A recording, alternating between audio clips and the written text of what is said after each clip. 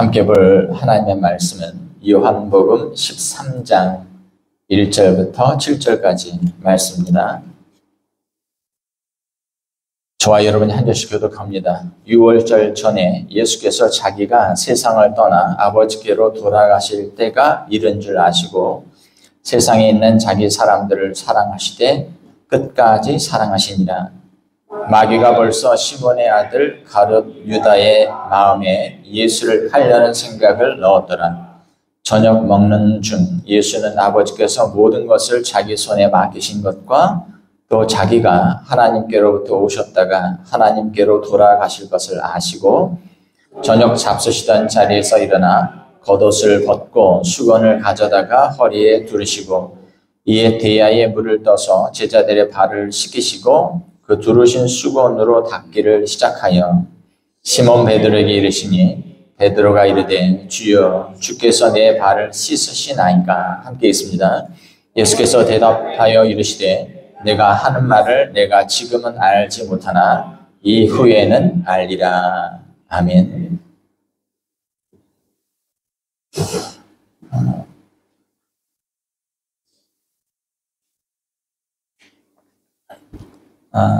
여호수아서 강해를 진행하는 중에 조금은 쉬어가는 게 좋겠다 생각이 들어서 오늘 말씀을 정했습니다. 오늘은 섬김의 삶으로 나아가라 하는 제목으로 하나님의 말씀 증거하겠습니다. 십자가가 복종과 또 순종의 상징이라면 오늘 본문에서 우리가 살펴보는 예수님의 제자들의 발을 씻기시기 위해서 허리에 두르신 수건은 섬김의 상징이라고 볼 수가 있습니다. 하지만 어떤 면에서 우리는 이 본문을 대하면서 부담을 느끼죠. 다른 사람의 발을 씻기라는 예수님의 말씀, 그보다는 복음을 위하여 부모나 집이나 진토를 버리라 하는 말씀이 더 진지하고 장엄해 보입니다. 십자가를 지고 주님의 뒤를 따르겠습니다 라는 말은 정말 비장함을 느끼게 합니다. 하지만 다른 사람의 발을 씻긴다, 보이지 않는 곳에서 누군가를 위해서 섬긴다, 집사님 저기 지저분한 것 좀 치워주시고 의자 정리 좀 해주세요, 그런 말을 들으면 이 사람이 나를 뭘로 보고 이런 식으로 나를 대하나 이런 생각이 들 수 있는 것이죠. 철저한 자기 부인은 모험을 한다는 느낌을 줍니다. 내가 중요한 존재라는 것을 느끼게 하는 것이죠. 그러나 남을 섬기는 자잘한 일, 그 부분에 있어서는 우리는 그것은 너무 평범하고 보잘것없다 하는 생각을 갖게 됩니다. 그래서 섬김이라는 것이 어려운 겁니다. 그러나 오늘 본문 말씀에 보면 예수님은 그래도 섬김을 보여주고 계십니다. 예수님의 섬김은 그러나 제자들이 참 한심하다 하는 생각에서 이루어진 섬김이 아니었고 또 그들의 마음에 불편함을 주어서 난처하게 하려고 하신 행동도 아니었습니다. 1절에 보면 예수님께서 그들을 사랑하셨다 이렇게 되어 있죠. 6월절 전에 예수께서 자기가 세상을 떠나 아버지께로 돌아가실 때가 이른 줄 아시고 세상에 있는 자기 사람을 사랑하시되 끝까지 사랑하시니라. 예수님은 제자들을 사랑하셨습니다. 그리고 그들을 위해 주고 싶으셨어요. 섬김은 사랑인 것입니다. 예수님의 섬김은 사랑이 동기가 되어서 이루어지고 있는 것이었어요. 배우자에 대한 배우자의 섬김이 사랑이 동기가 되고 자식에 대한 부모의 섬김이 사랑이듯이 제자들에 대한 예수님의 섬김은 사랑이었습니다. 이 부분을 놓고 우리는 리더십에 대한 얘기를 할 수도 있겠습니다. 여기서 말하고자 하는 요점은 지도력이나 권위에 대한 개념을 모두 없애야 된다는 것이 아니고 요점은 예수님께서 지도력에 대한 정의를 새롭게 하셨고 권위의 배열을 새롭게 하셨다는 데 있지요. 다시 말해서 예수님께서 말씀하시는 영적인 권위라고 하는 것은 우리가 가진 지위나 직함에서 찾는 권위가 아니라 수건에서 찾는 권위여야 한다고 하는 겁니다. 그러나 오늘 우리는 이 본문을 통해서 리더십의 문제에 대해서가 아니라 섬김 그 자체에 대해서 한번 생각을 해보기를 원합니다. 빛의 화가라고 일컬어지는 렘프란트라고 하는 사람이 있는데 그분이 바로 이 장면을 그린 그림이 있어요. 제자들의 발을 씻기시는 예수님. 한번 나중에 구글에 찾아보세요. 저희 집에는 그 렘브란트의 그 그림이 그려져 있는 화보집이 있는데 거기에 보면 예수님께서 의자에 앉아 있는 그 베드로의 발을 씻기시는 장면을 그린 그림이 있습니다. 그런데 제가 유심히 본 건 베드로가 너무 난처한 표정을 짓고 있어요. 예수님께서 자기 발을 씻기시는데 그것을 물끄러미 내려다보면서 너무 난처해 합니다. 오늘 본문의 말씀에서 제자들이 지금 예수님께서 자기들의 발을 씻기실 때 제자들이 가졌던 감정이 바로 그러한 감정이 아니었나 생각합니다. 굉장히 난처한 표정을 짓고 있습니다. 제자들은 알고 있었어요. 이제 유월절 만찬을 시작해야 하는 시간이었고 누군가는 식사를 하기 전에 나서서 손님들의 손과 발을 닦아주어야 했던 겁니다. 근데 왜 그들은 손과 발을 씻느냐, 이렇게 번거로운 일을 하느냐라는 건데 우리는 오늘 식탁에 앉아가지고 둘러 앉아가지고 식사를 하는데 그 당시에는 식탁에 앉아서 먹는 문화가 아니라 그냥 반쯤 이렇게 기대입니다. 이렇게. 그래서 기대가지고 빵이나 이런 걸 찍어서 먹는 그런 스타일이었어요. 그러니까 기대다 보니까 이제 둘러서 이렇게 식사를 하다 보면 내 발치에 다른 사람의 머리가 있을 수가 있잖아요. 그러니까 그 당시에 이제 샌들 이런 걸 신고 다녔을 텐데 발이 축축히 젖고 땀이 나면 거기에 온갖 먼지들이 있고 발냄새가 또 심한 사람들 있잖아요. 그러니까 항상 식사를 할 때는 남을 배려하는 의미로 발을 씻고 그리고 식사를 했던 겁니다. 그런데 누군가의 집에 손님을 초대한 경우에는 종들을 시켜서 그 손님들의 발을 씻겨 주었던 거예요. 그런데 여기는 지금 종들이 있는 게 아니죠. 예수님과 예수님의 제자들이 있는데 다들 발이 더러워진 상태입니다. 그래서 누군가는 나서가지고 그 발을 씻겨줘야 되는 그런 상황이었어요. 하지만 제자들 중 그 누구도 자신이 그러한 일을 떠맡아야 하는 사람으로는 생각하지 않았던 거죠. 일이 이렇게 됐으니까 내가 그냥 나이도 제일 어리고 아니면 내가 수제자니까 내가 그냥 손발 걷어붙이고 닦아줘야 되겠다. 뭐 이런 생각을 한 사람도 하지 않았던 거죠. 다들 마음으로 굳이 내가 나설 필요는 없어. 내가 아니더라도 좀 해야 할 사람들 많잖아. 또 나이가 어리거나 이제 베드로보다 후배인 그런 제자들은 베드로 쟤는 뭐해? 예수님이 수제자라면서 지가 우리보다 나으면 좀 나은 모습을 보여줘야지. 뭐 이렇게 생각했을 수도 있고 또 그런 부담을 느끼는 베드로는 또 이렇게 생각했을 수도 있죠. 내가 나이가 그래도 어느 정도 많은데 나이 어린 이 제자는 뭐하고 있는 거야? 왜 멀뚱히 앉아있는 거야? 눈치껏 일어나서 좀 움직이지 빨리빨리. 그런 상황에 예수님께서 제자들의 발을 씻겨주신다고 허리에다 수건을 두르시고 대야를 가져오라고 하신 후에 제자들의 발을 하나하나 닦아 주시고 계셨던 것입니다. 베드로뿐만 아니라 다른 모든 제자들도 자기 아닌 다른 사람이 그 일을 해주기를 원하고 있었던 거예요.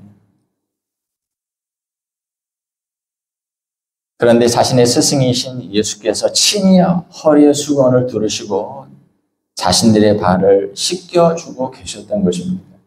그러니 베드로가 얼마나 난처 있겠습니까?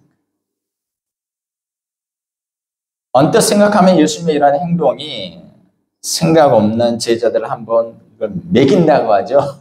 먹여주기 위해서 예수님께서 불어 제자들의 발을 씻겨주시는 것처럼 생각할 수가 있는데 하지만 그렇지 않습니다. 주님은 제자들의 발을 씻어주시기 전에도 이미 제자들의 발을 친히 씻겨주시고자 하실 만큼 제자들을 사랑하고 있었어요. 그 사랑이가 동기가 되어서 지금 이 순간 발 씻겨줄 사람이 없는 것을 보시고 본인이 친히 일어나셔서 제자들의 발을 씻어주시고 있었던 겁니다.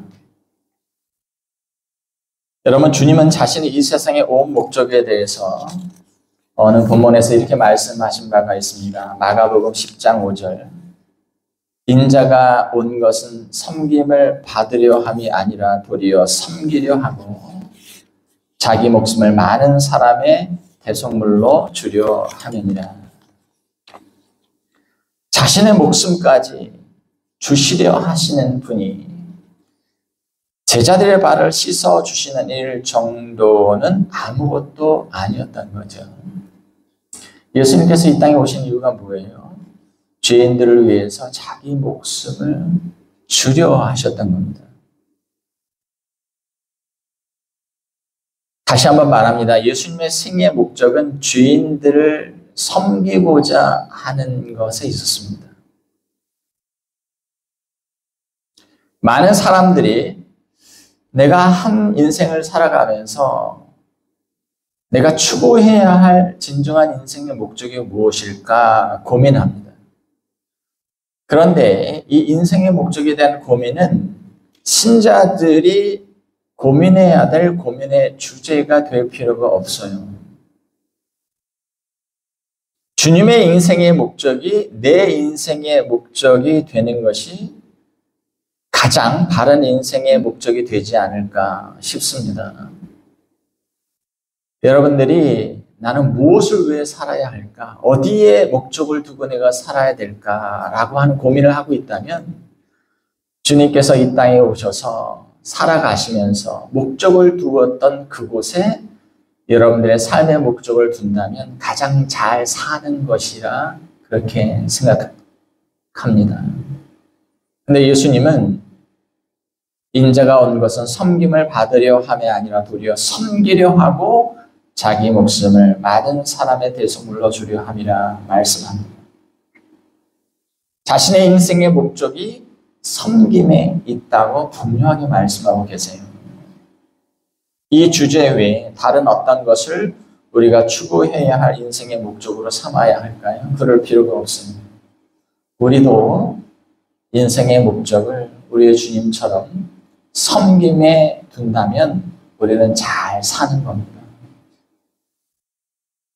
그것이 불신의 영혼을 구원하는 복음 전도이든 아니면 불행한 삶을, 어려운 삶을 살아가고 있는 사람들을 돕는 봉사의 일이든 그 모든 일들은 결국 섬김으로 귀결되는 겁니다. 여러분, 그러니 섬김의 삶을 여러분 인생의 목적으로 삼으십시오. 그것이 가장 합당한 인생의 목적이기 때문입니다. 이제부터는 이렇게 하지 마세요. 다른 사람에게 섬김을 받는 위치에 있으려 하지 마시고 다른 사람들이 어떻게 섬기나 두리번거리지도 마시고 누가 섬기나 안 섬기나 주시하지도 마시고 여러분들 자신이 누가 보든 보지 않든지 간에 스스로 자원하여 섬기는 자리에 있으십시오. 하나님은 우리를 누가 섬기나 안 섬기나 관찰하는 관찰자의 위치에 두지 않으셨어요. 당신의 섬김이 필요한 자리가 있거든 찾아가서 이미 그곳에서 섬기고 있는 사람이 되십시오. 그것이 잘 사는 겁니다. 그렇다면 어떻게 섬길까 하는 부분에 대해서 한번 생각을 해 보겠습니다. 신자들은 이 세상을 살아가면서 어떤 모습으로 어떻게 섬길 수 있을까? 지금부터 말씀드리는 것은 리차드 포스터가 쓴 영적 훈련과 성장이라고 하는 책이 있는데 그것에 나와 있는 말씀이 많이 은혜가 되고 또 오늘 본문을 비춰주는 내용이 되기에 그곳에 있는 말씀을 함께 나누려고 합니다. 첫 번째 우리는 어떻게 섬길 수 있는가? 첫 번째는 숨은 섬김이 있습니다. 여러분들 우리들의 모든 섬김이 사람들의 눈앞에서만 이루어져야 하는 것이라면 우리는 천박한 사람이 될 겁니다. 이런 얘기가 있어요. 연극장에서 연극을 하는 친구들이 있었는데 관객들이 너무 없는 거예요. 참 10명이라도 있으면 좋은데 어떨 땐 2명, 어떨 땐 5명 하루에 2번 연극을 올리는데 열심히 대사를 외우고 또 연습을 해가지고 연극 공연을 하는데 관객이 너무 없는 겁니다. 그날도 한 5명 정도 왔을까? 근데 맥이 빠지는 거죠, 이제 극단의 단원들이. 근데 어찌됐든 이 5명의 관객이라도 그들 앞에서 우리가 프로라는 인식을 보여주자라고 생각해서 열심히 연기를 하는데 뭐 재미가 없는지 한 사람이 나가더니 4명이 됐죠. 또 중간에 또 한 사람이 나가고 또 중간에 한 사람이 나가고 2사람이 남은 거예요. 그래도 그 2사람을 바라보면서 열심히 연극을 했습니다. 근데 또 한 사람이 일어나서 나가버리면 한 사람이 있는 거죠. 이 단원들은 그냥 아유, 그 표값 줄 테니까 그냥 가세요라고 취소하고 싶은 마음이 꿀 같았는데 참고 한 사람의 관객을 위해서라도 열심히 연극을 하자 하고 연기를 하고 있는데 클라이막스에 이제 다다르게 됐습니다. 막 울부짖으면서 연기를 하고 있는데 뒤에 후배 단원이 와가지고 등을 이렇게 두드리게 그만하세요. 갔습니다. 얘기를 하더라고요. 여러분 우리는 한 사람만이라도 내가 섬기는 모습을 보고 있다면 우리 할 수 있어요. 근데 아무도 보지 않는 곳에서 공동체를 위해서 성도들을 위해서 섬기고 있다. 쉽지 않은 일입니다. 한 사람이라도 보고 있다면 의미를 찾을 수 있어요. 그러나 아무도 보지 않는 곳에서 묵묵히 섬기는 일이란 대단히 어려운 겁니다. 하지만 이것을 기억한다면 우리는 숨은 섬김이 가능합니다. 아무도 보지 않고 아무도 알아주지 않는 상황에서라도 한 분 하나님께서 나의 섬김을 지켜보고 계신다 생각하면 우리는 할 수 있습니다. 그리고 숨은 섬김은 하나님의 교회 공동체에 기쁨의 물결을 일으킵니다. 의자 정리를 하고 모임 장소를 청소하고 식사가 끝나면 설거지하는 곳에 가서 또 조용히 묵묵히 퐁퐁에 묻혀가지고 그릇을 닦고 그릇을 정리하고 닦고 제레미 테일러가 이런 얘기를 했습니다. 묻히기를 사랑하라. 그리고 존경받지 않는 것을 애석하게 여기지 말라. 칭찬이 없어도 만족하고 업신여김을 받을지라도 괴로워하지 말라. 2번째로 작은 섬김이 가능합니다. 나는 그런 일을 하기에는 너무 훌륭한 사람이야. 그런 사람은 없어요. 내가 그런 일을 어떻게 해? 사소한 일에 다른 사람을 도와주는 것은 시간의 손실을 가져온다고 생각하는 사람들은 일반적으로 자신의 출세, 자신의 성공을 너무 중요하게, 과대하게 생각하고 있는 사람입니다. 큰 선행은 설탕과 같습니다. 하지만 작은 성실은 소금과 같습니다. 여러분, 제가 보기엔 이 시대는 안 하고 피할수록 이익이라고 생각을 하는 것 같아요. 눈에 띄지 말자. 섣불리 몸을 담갔다가 빼도 봐도 못하는 거 아닌가 하는 생각에 조심하는 것이죠. 하지만 우리가 섬김을 피한다면 나는 늘 섬김을 받는 자가 될 것이고 또 나의 영적인 삶은 늘 제자리 걸음을 하게 될 것입니다. 작은 섬김이라 할지라도 손길이 필요하다면 그곳에 있어야 합니다. 세 번째로 다른 사람의 체면을 보호해 주는 것도 아주 귀한 섬김입니다. 인간에게는 존엄성이라는 게 있어요. 그래서 존엄성을 해치면 안 돼요.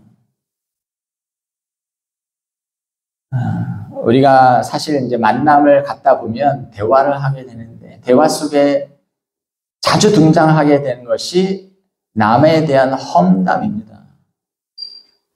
근데 험담을 나누면 같은 동지라고 하는 의식을 갖게 돼요. 친밀해져요. 그런데 이상한 게 내가 험담을 한 그 사람 앞에서는 위축됩니다.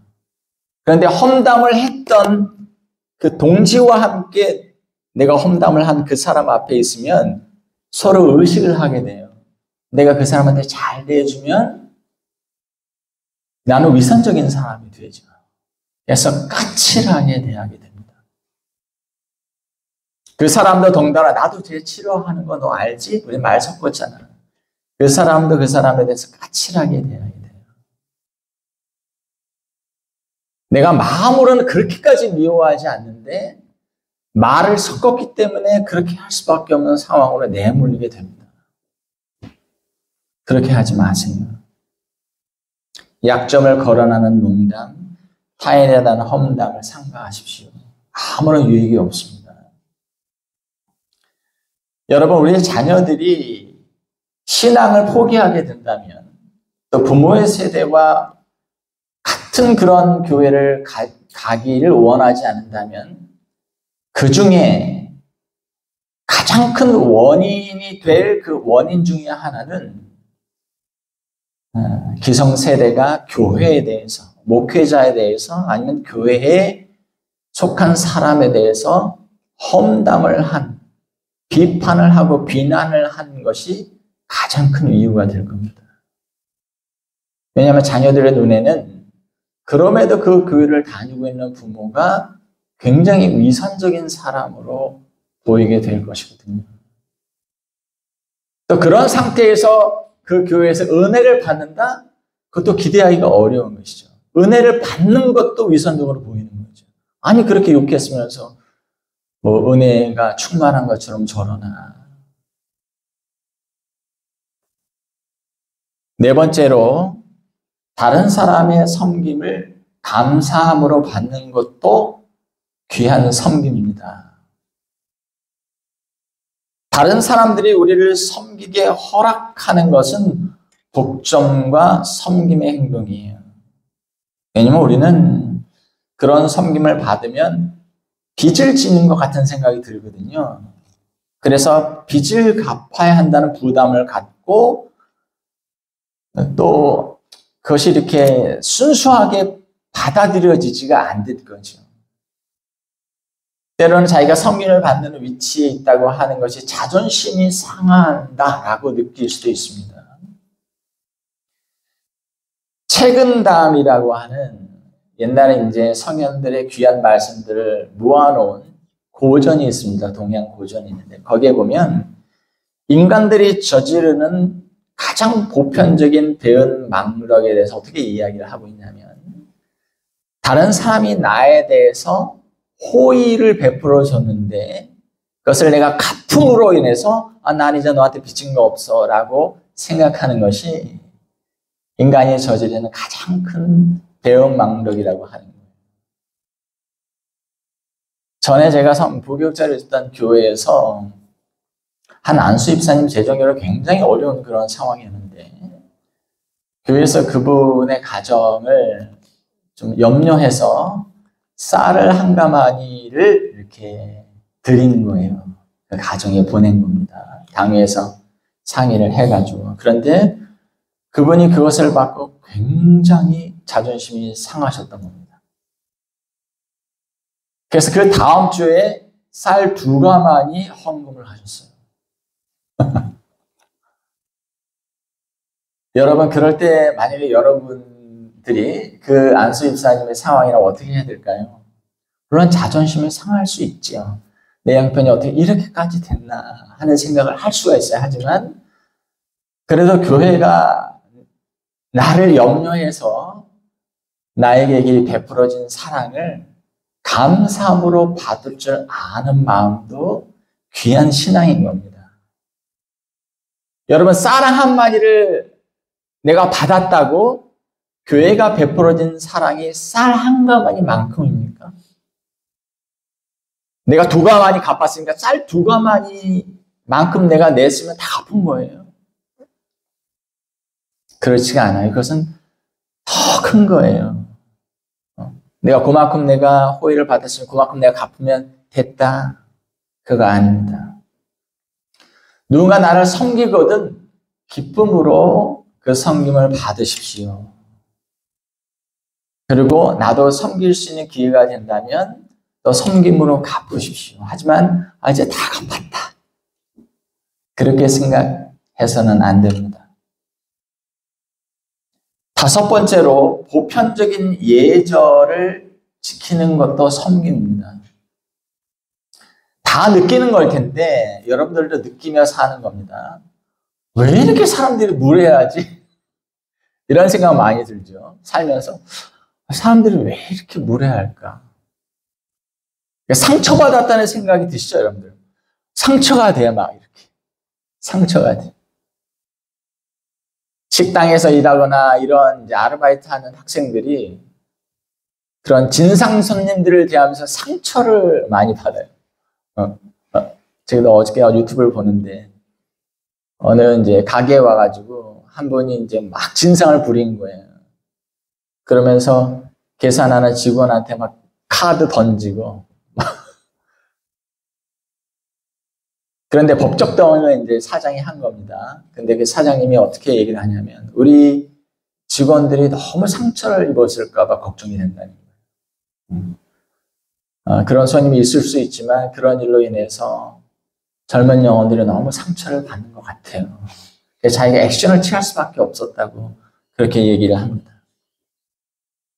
여러분, 사랑 따지는데 사랑은 무례히 행치 않습니다.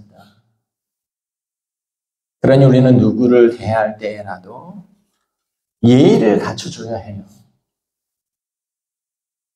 무심코 했던 말도 상처가 될 수 있습니다. 하물며 상처 받으라고 한 말과 행동은 말해야 못할까요? 6번째로 대접하는 섬김입니다. 누군가를 대접하게 된다면 최선을 다하세요.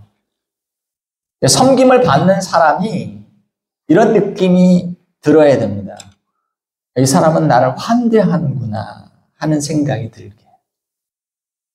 이 사람은 나를 귀하게 보는구나. 나를 환대하는구나. 어느 가정을 방문해도 그렇죠. 이 사람은 나를 좀 불편해하는구나 라고 느끼는 가정이 있고 이 사람은 정말 나를 환대하는구나. 나를 좋아하는구나 라고 느낄 수 있어요. 여러분들이 이제 주일 점심을 준비해가지고 오는 것을 보면 최선을 다하는구나 이런 생각이 들어요. 솜씨가 있든지 없든지 간에 참 얼마나 고민이 되시겠어요. 여러분들이 한 주간 동안 내 고민을 하면서 무슨 음식을 해야 될까? 어떻게 해야 될까? 전에는 교회에서 이제 50불씩 드렸지만 이제는 50불도 주지 않고 50불만 듭니까? 나 50불 받아서 50불만 딱 할 거야. 어떻게 그렇게 돼요? 그렇게 안 되지.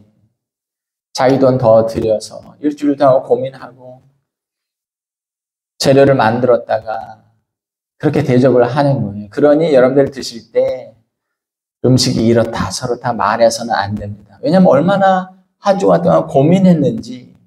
근데 고민한 만큼 음식 맛이 안 나올 수 있거든요. 하지만 우리가 먹는 것은 그분의 사랑이 그분의 음식 솜씨를 먹는 게 아닙니다. 환대하는 그 마음을 우리가 점심이라는 것을 통해서 대접을 받고 있는 거예요. 이 음식을 만드는 얼마나 고민하고 애를 썼을까라는 마음으로 기쁘게 감사함으로 먹어주셔야 돼요. 7번째로 남의 얘기를 잘 들어주는 것도 큰 섬기입니다. 보통은 잘 들어주질 않아요. 과거에는 이제 장의유서라는 게 있었잖아요. 장유유서입니까? 그래서 어른이 얘기하면 나이 어린 사람들은 이제 들어야 되는 거죠. 요즘은 그런데 그것도 많이 무너졌어요. 어른이 얘기해도 나는 그 얘기를 듣기 싫습니다 하고 이제 먼 산 쳐다본다거나 나는 관심이 없으니까 더 이상 그 얘기 하지 마세요. 꼰대처럼 이렇게 하는. 다른 사람의 이야기를 잘 들어주는 것. 얘기하는 사람도 마찬가지예요. 내가 오늘 뭐 1시간 정도 대화를 나눴다 그러면 집으로 돌아가시는 그런 때에는 한번 생각을 해봐야 돼요. 4명이 모였다 그러면 15분 넘기면 안 돼요. 근데 한 30분 얘기했다, 한 45분 얘기했다. 다른 사람들이 할 얘기가 없어서 들어준 게 아니죠. 저분이 얘기를 많이 하고 싶어 하니까 그냥 들어주자 하는 거였어요. 그러니까 들어주는 것도 섬김이고, 내가 지나치게 말을 많이 했나 하는 생각에 다음번에는 좀 조절해야 되겠다라고 하는 생각을 갖는 것도 섬김인 것입니다. 마지막으로 서로의 짐을 지는 것도 섬김입니다. 야고보서 2장 8절에 보면 그것을 최고의 법 이렇게 얘기하고 있습니다. 그 사람의 일은 그 사람의 일만이 아니에요. 여러분, 우리가 교회가 작지만 그래도 오래전부터 우리가 한 공동체 안에서 함께 신앙생활을 하면서 우리는 여러 가정에서 각 가정들마다 크고 작은 문제들, 또 슬픈 일들, 또 질병, 아픔, 사랑하는 누군가를 잃는 그런 일들을 많이 겪었어요. 그때마다 여러분들이 보여준 모습은 잘한 겁니다. 함께 아파하고, 함께 눈물 흘리고, 함께 슬퍼하고, 누군가가 일이 좀 잘 되면 자녀들 중에 누군가가 또 좋은 성적이 나오고 또 경기에서 우승하고 하면 잘 됐다 잘 됐다. 제가 여러분들에게 말씀드리지 않습니까? 우리 공동체 안에 주신 자녀들은 누구 집사님 아들, 딸이 아니에요.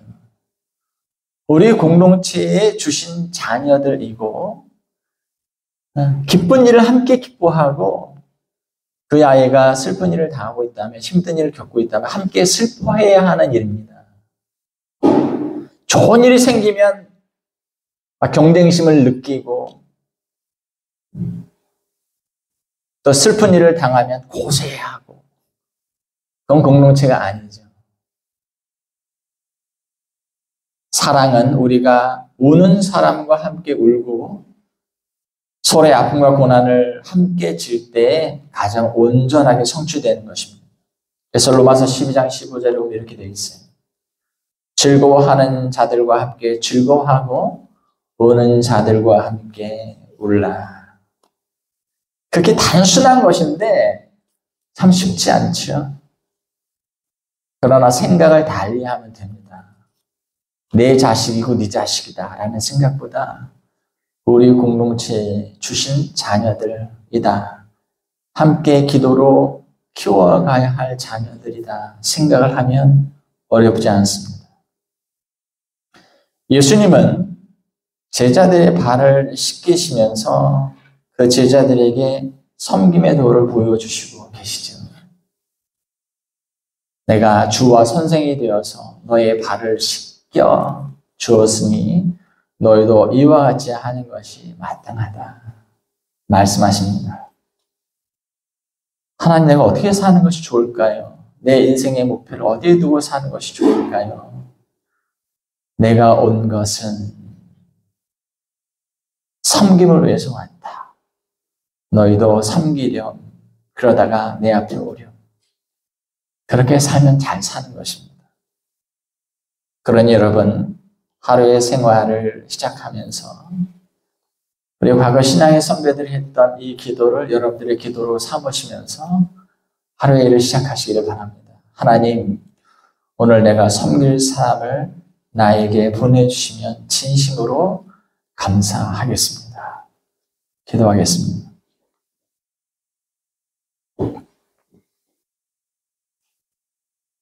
하나님 아버지, 가장 부유하신 우리 주님이셨지만 그러나 죄된 인류를 위하여 가장 낮은 곳으로 오셨고 비천한 모습으로 나셨고 고생스러운 삶을 살아가시고 십자가의 죽으심으로 온 인류에게 생명을 주셨습니다. 인자가 온 것은 섬김을 받으려 함이 아니요 도리어 섬기려 하고 자기 목숨을 많은 사람의 대속물로 주려 함이라고 말씀하셨는데 주님의 생의 목적이 우리의 생의 목적이 되기를 소원합니다. 어떻게 섬길까? 여러 가지 방법이 있을 터인데 대접받는 위치에 있으려 하기보다는 부리는 위치에 있으려 하기보다는 다른 사람의 섬김을 판단하는 위치에 있으려 하기보다는 누가 보든지 보지 않든지 주님이 부르신 그 자리에서 주님을 사랑함으로 사랑이 동기가 되어 섬기고 있는 예수님들을 되도록 우리에게 믿음과 사랑을 부어 주시옵소서. 예수님의 이름으로 기도하옵나이다.